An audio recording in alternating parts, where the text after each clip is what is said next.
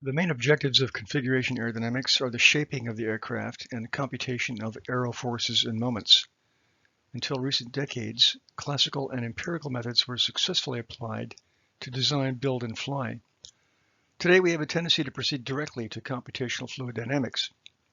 Although CFD provides superior detail, it often suffers much reduced computational efficiency, far greater user setup time, copious global warming emissions from banks of servers, and potentially lesser understanding of its results if classical principles are forgotten. This presentation renews, reviews, and applies key principles of longitudinal configuration aerodynamics. Along the way, we'll visit with well-known visionary theorists, including Ludwig Prandtl, Albert Betz, Max Monk, and Robert T. Jones. Our first topic will be airfoil parametric geometry characterization with the cubic spline. We'll then empirically characterize airfoil transonic lift and drag. Next, we'll review Prandtl's elliptical wing lift and induced drag calculations, which, although pioneering, were both optimistic by several percent. We'll then show improvements and extensions to wing slope theory provided by Helmbold, Diederik, and Polhamus. We'll then review and renew the discoveries of Max Monk and Robert T. Jones on four-body aerodynamics, progressing from there to study wing-body whole vehicle aerodynamics with the empirical lifting line. Next, we'll review sweep theory and data and introduce new empirical characterization of airfoil leading edge thrust and apparent upwash to compute 3D local drag due to lift. Finally, we'll apply the methods to study the top-level aerodynamics of new and unique configurations. The first up is airfoil parametric geometry. The cubic spline is a powerful numerical tool and classic application of calculus, solving a linear system of equations to characterize and interpolate a smooth curve. While preserving continuity of first and second derivatives at each internal knot, we can set each independent end either a flat or finite slope or a condition of either stiffness or flexibility. The cubic spline can efficiently describe an airfoil geometry with a parameter u ranging from 0 to 1 going counterclockwise from the upper trailing edge. Here we first parameterize x of u and then fit a spline z of u. The slopes in the middle and at each end are related to the leading edge radius and afterbody slopes. This allows us to powerfully characterize a new or existing airfoil, in this case the FX66, with just 2 points on the bottom and 1 point on top. Alternatively, we can simply declare a handful of points going around the clock. Next up is symmetrical airfoil lift and drag. Transonic wind tunnel data for airfoil lift and drag varies notoriously by report and by facility, highlighting the difficulty of collecting such data. This requires us to interpret the consensus of the data. Here we've characterized NACA data for airfoil normalized lift slope versus thickness and Mach number with the family of curves bounded subsonically by Prandtl-Glauert theory.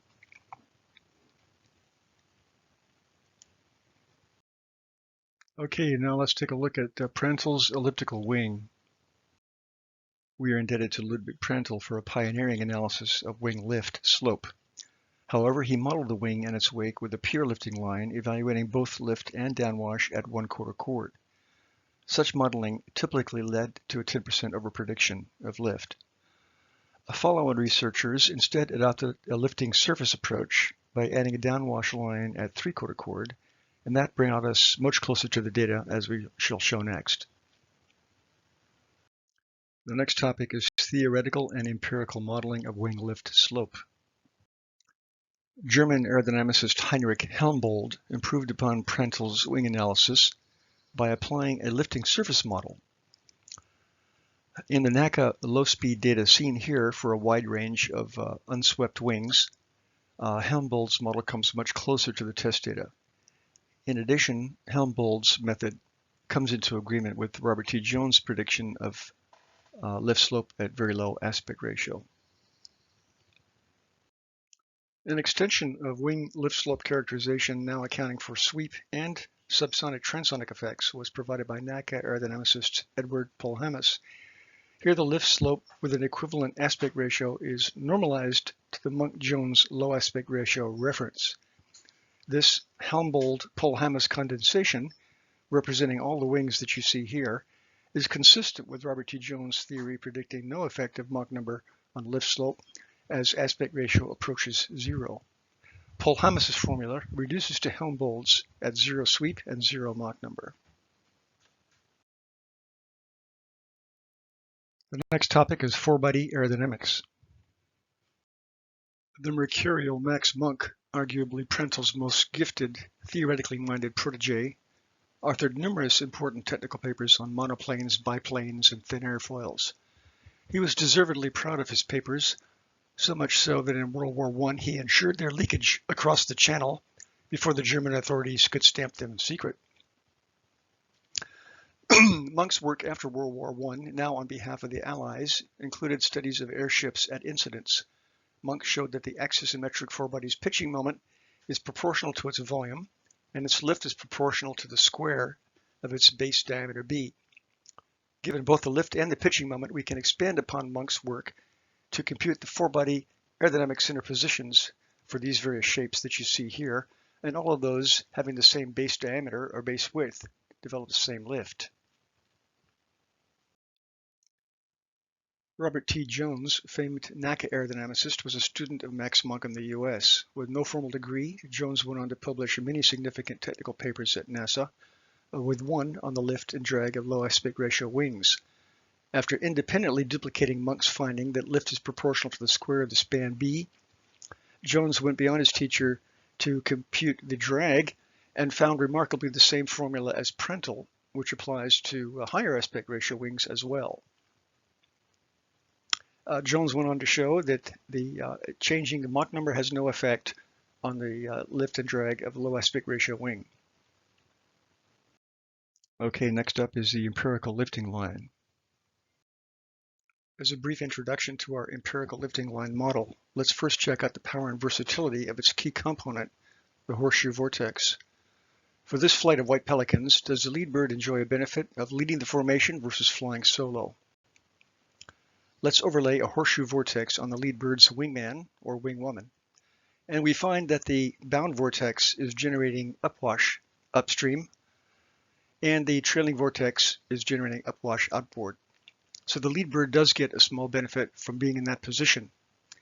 L over D is enhanced by about 9% for the entire group, and any bird toward the front can feel a wingman coming up from behind. The aeronautical world is much indebted to Albert Betz, arguably Ludwig Prentle's most practical and productive protege. Betz brought forth in the first half of the 20th century numerous advances in aerodynamic analysis of wings, propellers, wind turbines, including the empirical discovery of the subsonic benefits of wing sweep. Early in the 20th century, he discovered that ground effect can be modeled with a mirror image virtual aircraft beneath the ground or the water.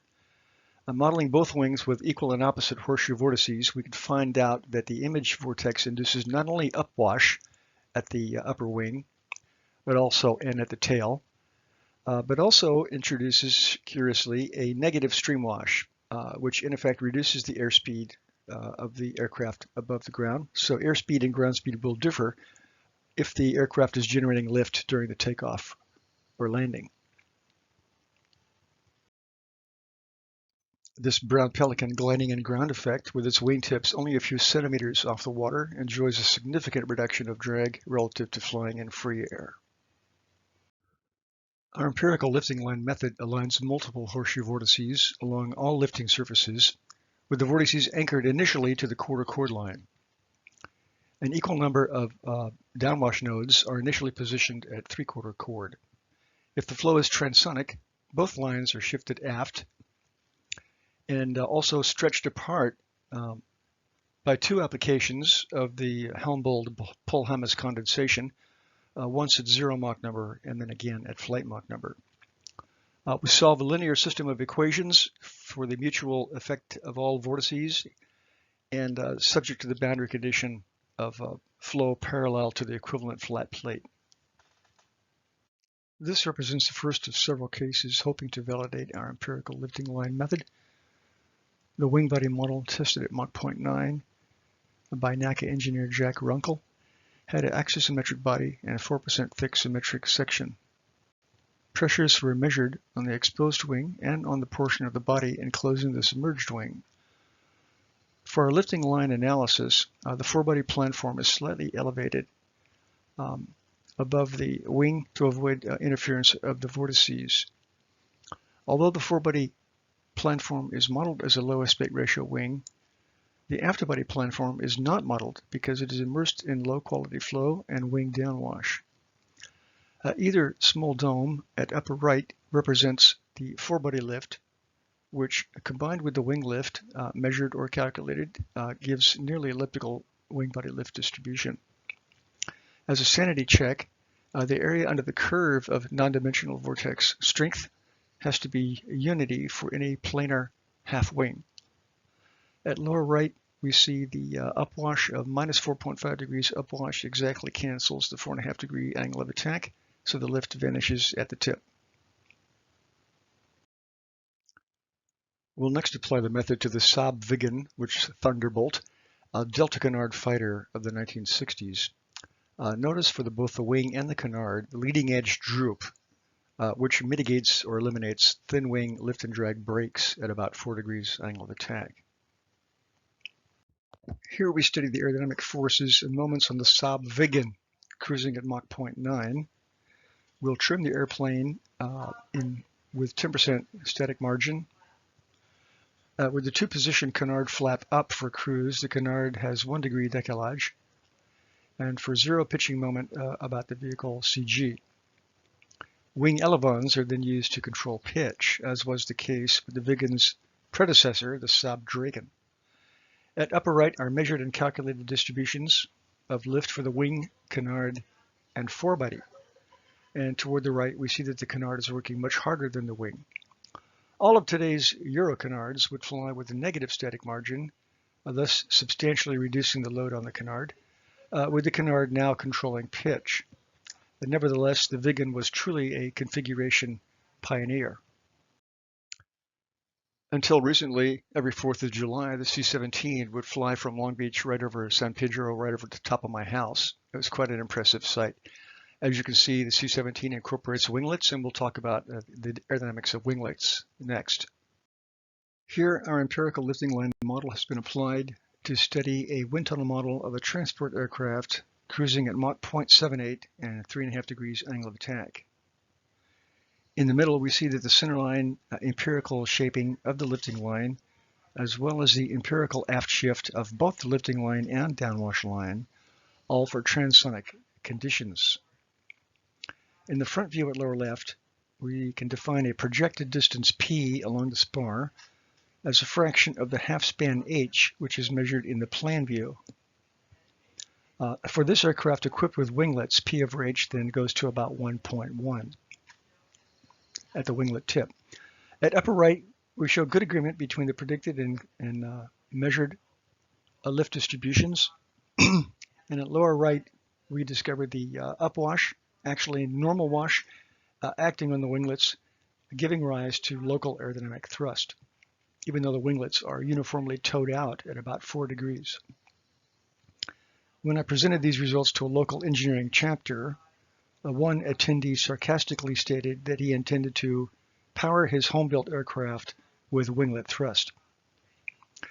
Shortly following our discussion next of wing sweep, we will show how we can determine the local upwash and drag. The next topic is theoretical and empirical study of the effects of wing sweep. This sketch represents our own analysis of the well-known swept infinite wing, where we translate to streamwise spar normal conditions for lift slope, lift coefficient, and pressure drag coefficient. These respectively are seen to apply the first, second, and third powers of the cosine of the sweep angle. For an airfoil at low speed, pressure drag can be ignored in comparison to friction drag. And for a given wetted area, wing sweep has little effect on friction. So at low speed, sweep reduces lift, but not the drag. However, at transonic conditions, pressure drag quickly becomes dominant, as confirmed by Albert Betz' test data, which we will discuss next. On the eve of World War II and following Adolf Bussmann's theoretical discovery of sweep benefits in supersonic flight, Albert Betz empirically discovered the benefits of sweep for subsonic flight. His historic wind tunnel data is shown here. Betz tested straight and swept wings with the same aspect ratio and thickness at 0.8 Mach number. Zero lift drag was reduced 45% with sweep. To understand these results, we need to isolate friction drag from pressure drag, and we'll do that next. Here we revisit data representing symmetric airfoil transonic drag rise at zero lift. The floor of the plot represents friction, only weakly affected by thickness or Mach number. But pressure drag, typically insignificant at low speed, becomes dominant in transonic flow. For Betz test conditions, streamwise we had 0.8 Mach number and 12% thickness. Normal to this bar we had 0.66 Mach number and 15% thickness. Constructing a table of the various drag constituents and recalling the sweep cosine cubed factor on pressure drag, we can post-predict the reduction of zero lift drag afforded by wing sweep. Although Betz's discovery of reduced drag with sweep occurred in 1940, the Germans did not directly apply it. The Me-262, appearing in the last year of the war, incorporated sweep only to manage the CG position. Both the Me-163 and the HO-229 applied sweep with twist to trim the aircraft in pitch. The post-war Saab J-29 Tunan, which did not incorporate wing twist, was the first operational jet to directly apply sweep to reduce drag. Early in the war, the Swedes got a copy of Betz's test report on sweep. When they shared it with the Allies, the response was, "Not interested."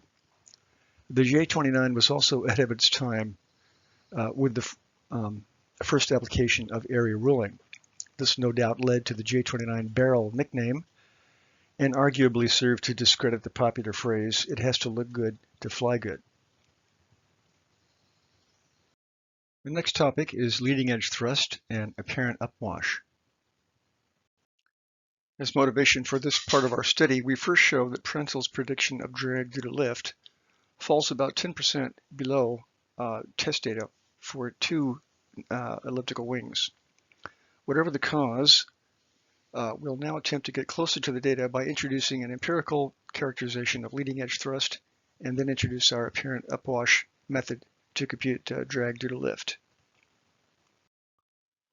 Although Prentle underestimated drag due to lift, his pioneering analysis brought us a first understanding of the advantages of high aspect ratio. The wandering albatross has for over 50 million years evolved and employed a high aspect ratio wing to substantially reduce drag due to lift as it undergoes a 3G dynamic soaring maneuver every 20 seconds, including terrain following while half asleep often.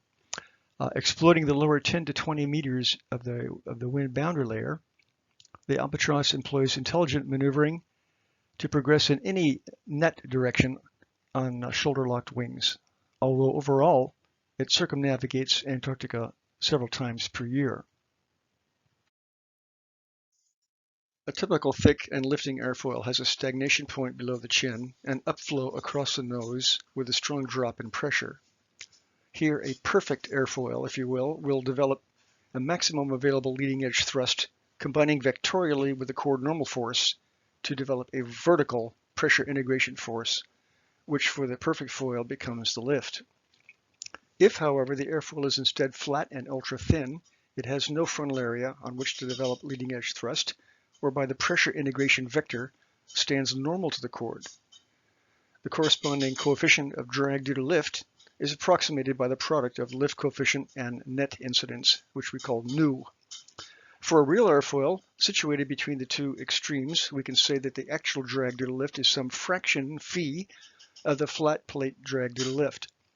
The related arithmetic reveals that phi will be constant to the extent that the airfoil drag polar can be fit with a parabola, which is often the case. Here we characterize NACA test data representing symmetric airfoil drag due to lift as a fraction phi of the flat plate reference. as thickness and Mach number vary. As you can see, only the thick airfoil approach the ideal condition of phi equal to 0, and so only a thick airfoil is going to have a chance of approaching Prenttl's drag due to lift. We'll take this opportunity to introduce a new parameter, lambda, which is just phi minus 1. So lambda is going to be the attained fraction of available leading edge thrust. Here we expand on the previous 2D analysis to include the effects of local upwash angle, which we call upsilon, in a 3D flow. Positive upwash will typically apply at forebodies, canards, nacelles, winglets, and raked wingtips. Everywhere else, upwash will be negative. The diagram here enjoys considerable simplification by showing the case of positive upwash. First and foremost, the lift is proportional to the total incidence. So given the total incidence, lift slope, and lift coefficient previously solved by our lifting line analysis, we can deduce the apparent upwash angle, upsilon. Next, assuming positive upwash, the pressure integrated force vector will be lengthened, and to the extent that the airfoil is flat and thin, it will lean back with increased drag. To the extent, however, that the airfoil is thick, it will lean forward, reducing drag. If the upwash is locally 0, the 3D drag due to lift reduces to the 2D basis that we showed earlier. The elliptical wing in this figure constitutes the first test of our method, seen to exhibit a reasonably good match with test data for drag due to lift. Note, however, the shortfall in predicted drag with Prenttl's formula, even after adding the profile drag from Abbott and Dowenhoff. Here, the previous elliptical wing test article joins 3 others for a representative comparison of our predicted drag due to lift versus measured drag due to lift. We invite those interested to run all 4 cases with CFD to compare low-order and high-order computational method results. Okay, let's wrap up the presentation by applying many of the principles that we have discussed. In this brief presentation, we only have time to cover one new configuration, and we've chosen the Boeing blended wing-body transport concept. The Boeing blended wing-body transport concept shown here exhibits several interesting aerodynamic phenomena. It would cruise at 11 kilometer altitude and Mach 0.8, alpha 6 degrees. The center body has a positive pitching moment, which together with wing sweep and twist, trims the aircraft with about 8% static margin. The wing twist distribution includes 5.5 degrees of washout at the raked wingtip. Empennage is towed out 2 degrees. The wing lift distribution is more half sinusoidal than elliptical. And characteristic of a blended wing body, the lift coefficient dips in the center. The root to tip variation of lift on the empennage suggests that the empennage should be twisted to mitigate its contribution to drag due to lift. And finally, at lower right, we see the upwash and the negative drag or aerodynamic thrust acting on the raked wingtip. We reviewed and renewed the work of visionary classical aerodynamicists on linear longitudinal configuration aerodynamics. The power of the cubic spline for existing or new airfoil parametric geometry modeling was demonstrated. We showed that Prenttl's formulations for lift and drag, although pioneering, were both optimistic. Enhanced accuracy of wing lift was then provided by the Helmbold-Polhamus condensation, adding sweep and transonic effects. We then introduced an empirical correlation of leading edge thrust together with our apparent upwash method to characterize drag due to lift. We also reviewed the low aspect ratio wing principles derived by Monk and Jones and explained Albert Bett's historic discovery of the subsonic benefits of sweep. Our empirical lifting line was applied to show span-wise distributions of lift and drag on conventional and new configurations, highlighting the aerodynamic thrust of winglets and raked wingtips. For the future, we urge young aerodynamicists to recall and apply any of the or all of these principles before turning to computational fluid dynamics to further refine their aircraft configurations.